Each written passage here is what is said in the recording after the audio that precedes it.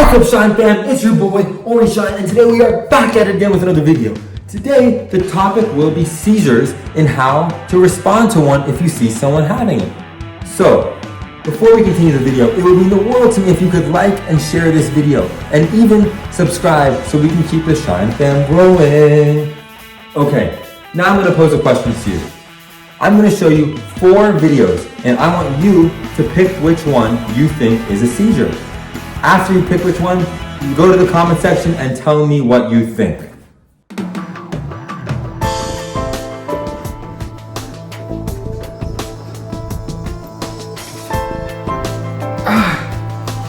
My arm feels like fire. So how's karate been recently? It's been good. It's been good. Practicing every day. Better, and yeah, I don't know. I'm really having a good time with it. Okay, so now that you've picked one of these videos, did you think the first one was the seizure? If you did, you're right. The second one, also right. Third one, also right. Fourth one, also right. Actually, these are all different presentations of seizures. Before we really talk about seizures, let's take a second to discuss the physiology of our body and how our brain communicates with our body and vice versa. So we have these motor neurons here in our brain, and these upper motor neurons are going to send electricity down to lower motor neurons. These lower motor neurons are going to send electricity now to our muscles, which then can contract, and that's basically just how we move our body. Another type of neuron is a sensation neuron here, sensory, and this is going to, for example, feel touch, or a different neuron can detect pain. This neuron is going to receive a stimulus, touch for example, I'm touching it. It's going to send electricity to this neuron, which is then going to send electricity again to this neuron, and then we realize we are being touched. Now that we've really explained the physiology of how our brain and body work together, let's define what a seizure really is.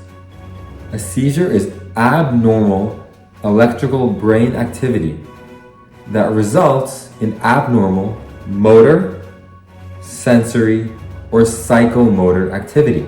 So depending on where the abnormal electrical activity occurs in your brain, you're going to have a different reaction. For example, it can occur in many motor regions. So a common type of motor seizure is a clonic seizure. In this one, all of your muscles stiffen. Another type is a clonic seizure. Here, your muscles react kind of in an alternating fashion, so we see bending and dry like this. And then another type is a tonic-clonic, where you're going to stiffen first and then kind of have the clonic part, which is what we saw in the video before. The next type is a myoclonic seizure, and this is just a flail of your arm. We also saw an example of that. So keep in mind, these abnormal motor experiences we just talked about aren't the only ones that can occur. There are many other ones. The next type of abnormal experience I want to talk about is the sensation. This one's pretty crazy. You're going to have a sensation that has no place. For example, you'll have a visual hallucination. You may feel like your arm is on fire, like what you saw in the video.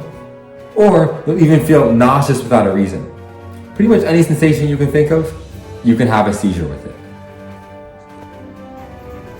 So the third type of seizure I want to talk about is the psychomotor seizure, also known as the temporal lobe seizure, named after the place it occurs in the brain. So these are quite interesting. One type is déjà vu, which we've all heard of. It's that feeling of familiarity. So this can be normal if you're stressed or fatigued, but also can be a sign of a seizure. Another one is jamais vu, which is kind of mixing up fantasy and reality. And for example, you might think your teacher is made up of worms. So keep in mind that many of these psychomotor behaviors can actually occur without it being a seizure. In fact, these are pretty rare causes of seizures. Okay, here's a quick video showing you how to respond if someone has a convulsive seizure.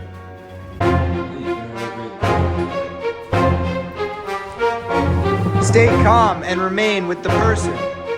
Note the start time. Keep them safe and protect them from injury.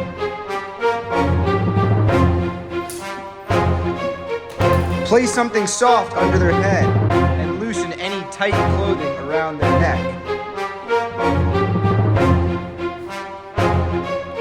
Note the end time. Turn them to their side once the convulsions are done. Reassure them and stay with them. Everything's gonna be alright.